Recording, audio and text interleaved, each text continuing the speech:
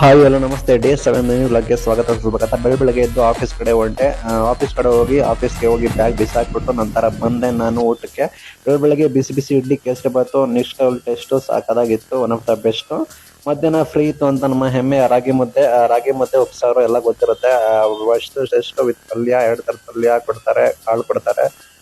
Rice ತಿಂದೆ, ರಾಗಿ ಮುದ್ದೆ ತಿಂದು ಅಂಡ್ ರೈಸ್ ಕೂಡ ತಿಂದೆ. ಹೊಟ್ಟೆ ತುಂಬೋಯ್ತು.